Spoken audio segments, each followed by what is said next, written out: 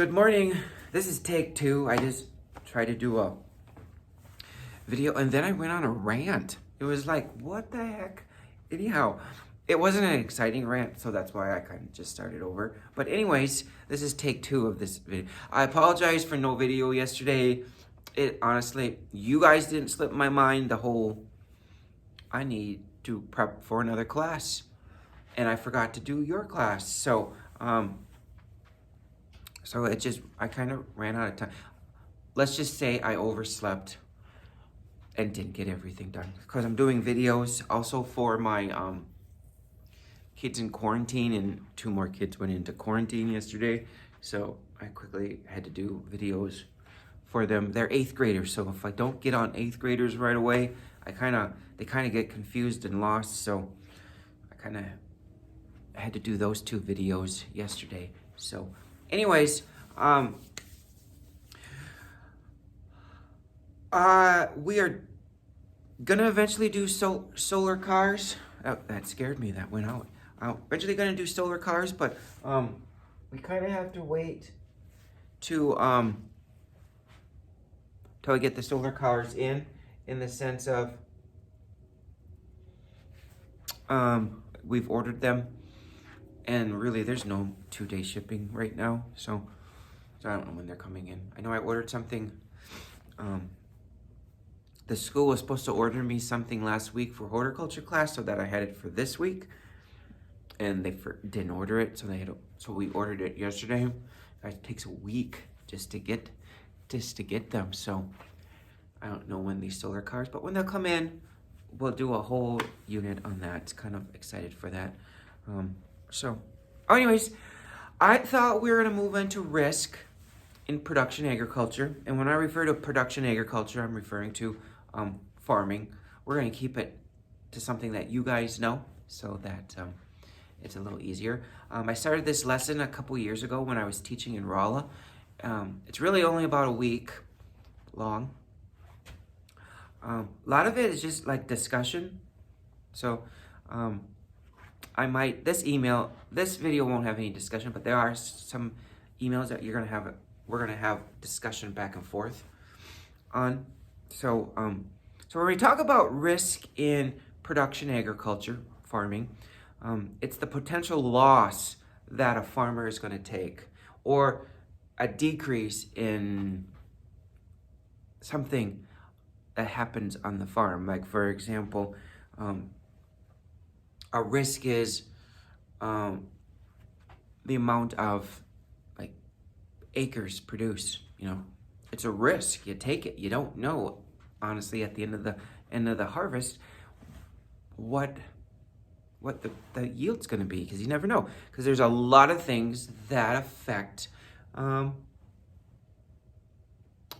production. So you never know. So just remember, risk in agriculture refers to the reduce or the reduction of something. So we're going to kind of talk about risk management in the sense of how can we overcome that. So a few things. I hope you guys can see this. I've made this big enough, so I'm going to step out. So here are some things that the losses or the risk that farmers take is, the drop in yield, the increased cost that occurs on the farm. You got the quality of the crop maybe ends up being reduced. For example, if it's a drought year, some crops and some livestock won't produce what they're supposed to produce. So, got that. You got drop in livestock gains again, milk and wool, the increased amount of food. Again, so if you think about it, weather, honestly, and we'll mention that in a little bit here, weather is like the biggest factor when it comes to risk. Because, for example, if we're in a drought year, your food, the amount of food you're going to feed to the animal is going to increase because, pastures don't have grass. So you're going to have to feed more hay, which causes, if you don't have enough hay, you have to go out and buy more hay. So you take on that risk, okay? Maybe if you're doing hogs, if you're raising hogs, and hogs is probably something new to most of you, you want that hog to be having 9 to 11 piglets every time sheep farrows. So, if she's dropping down to only 5 piglets every time she gives birth, that's a risk. And, you have to take a look at that risk to see if, wow, do we keep her or do we send her down the road? Okay, we also take the death of, calves and cattle and crops. Crops sometimes just die out because, if you don't have the possibility of watering them during a drought year, you have that problem. But then you got the whole other thing that we've had a couple falls ago, actually last fall, or 2 falls, however you look at it, where, we had like a ton of snow in the beginning of October when we had a ton of crop still in the field and no way of getting that crop out.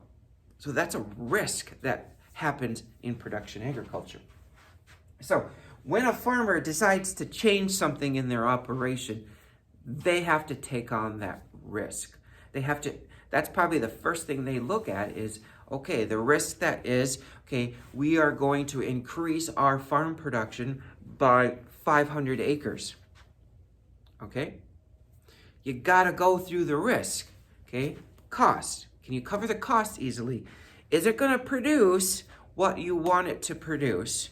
And then do you have the manpower and the time to get that extra crop in, plus get that extra crop off when it comes to the fall? And if you look at the livestock, okay, you went from 100 head, now you want 300 head of cattle.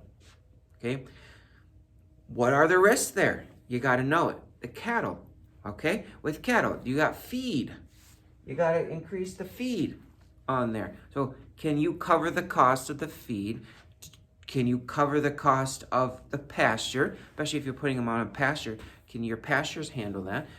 Or do you have to go buy more pasture or rent more pasture? All of that falls under risk. I got an example for you. There was this farmer up, I'm just going to say up in the Rolla. If he wasn't from Rolla, I'm just going to say the Rolla area. I just don't, not that you guys would know that farmer, but it's kind of a low blow to call him out on it. But anyways, he wanted to start farming with his dad. And he grew up on a beef farm, blah, blah, blah. So he knew all about beef farming and raising cattle and what it required. But when he went to start his own farm with his dad, because his dad broke off from his brothers, because there was 3 brothers farming together, and the one decided to go farm with his son. They went big. I mean, they went from having like 100 cows on like the 3 brothers farm to where his son and him, and it was mainly the son, so to 500 head of cattle. And let me tell you something, didn't have the pasture to keep them on. Wasn't enough pasture. One pasture, he didn't even have water for that area. So, he got in trouble a lot with law enforcement because he wasn't providing water for animals. You got to remember something like that. If you're not providing the needs of the animal, someone can call the sheriff on you, and you can get written up a ticket for it, technically. So he was getting tons of tickets because he just kept these cattle on this pasture. And he didn't have enough feed. Could never have enough feed. So, and then he went and bought like brand spanking new equipment. I mean, he had 2 Cat Challengers, and I don't remember the size. He had 2 Cat Challenger tractors that he bought brand new. He bought a brand new Case IH combine. I mean, they went big instantly, and within 5 years, they were done. I don't even know if they lasted 5 years. I think they lasted 3 years, and then they just went belly up because too big, too fast, and didn't take on, in my mind, the risk that comes with the farming. So, all right. So like I mentioned before, probably the biggest factor when it comes to risk is the weather. And I'm not going to get too much into it. You guys kind of understand, coming from production agriculture, what weather can do to a farm. It can be when the weather's perfect, well then your crops and livestock are perfect. But if it's too hot, too dry, well then we got issues. And if it's too wet, we have another set of issues. So you guys kind of understand that when it comes to weather.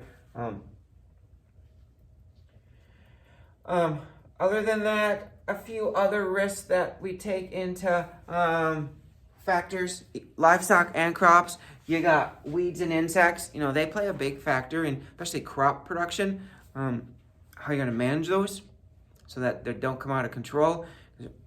Because remember, if you don't manage the weeds or insects, when you take your grain in, you're going to have a reduction in price because of those factors that go into determining the quality of that grain or the yield of that grain.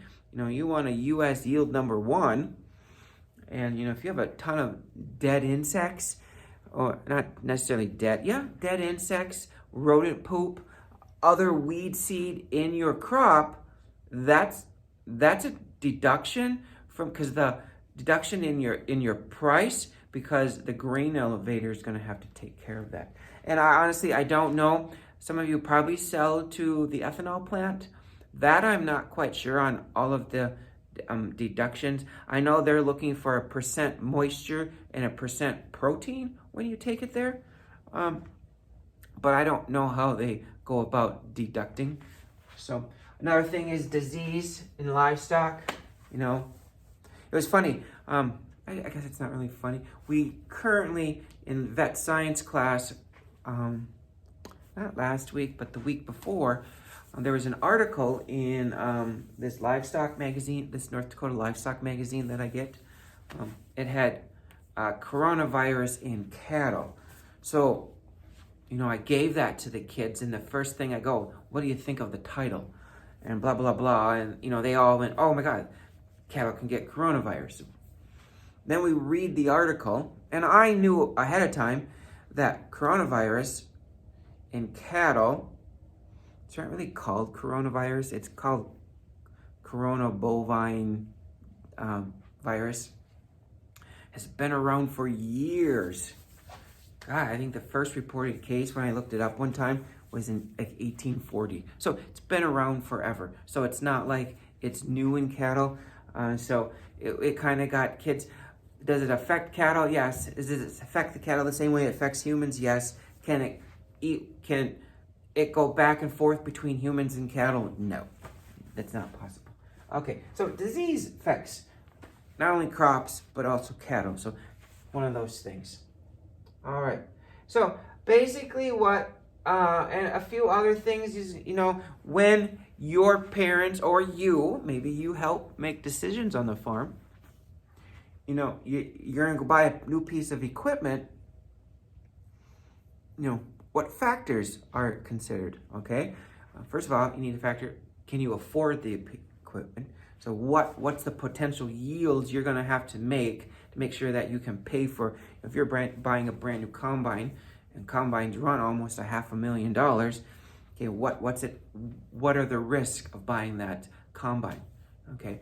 Buying more head of cattle, what's the risk right there, okay? So, and a few other things, and we'll get into some of this as we go, because remember, this is a lot of discussion type thing. Technology. When we talk about technology helps us reduce risk, okay? Equipment, too, can help us reduce risk in the sense of it's more efficient than what it used to be, okay? You're not going to have as much crop being knocked off by the header or going out the back end of the combine. Technology can help us make sure that our cattle are healthy and that we're feeding the correct amount of food so we're not wasting a bunch of food. Remember, most animals will eat until they're sick to their stomach. So technology can help us control how much an animal is eating. So those are the types of things we're going to talk about. Okay, so this video is going to be 15. When I do discussion type videos, I do want to keep it around the 15-minute mark. So that's pretty much it. Tomorrow we'll probably have a more of a discussion by email. So look for that video email tomorrow. So otherwise than that, I hope you have a great day. I'm going to probably run over and pick up that electrical stuff. So if you could have that packed up for me, that'd be fantastic. I don't know which day I'll get over there. It won't be today. Maybe tomorrow. So I don't have first hour tomorrow. Maybe I'll drive over tomorrow morning and get it. So other than that, we'll see you tomorrow.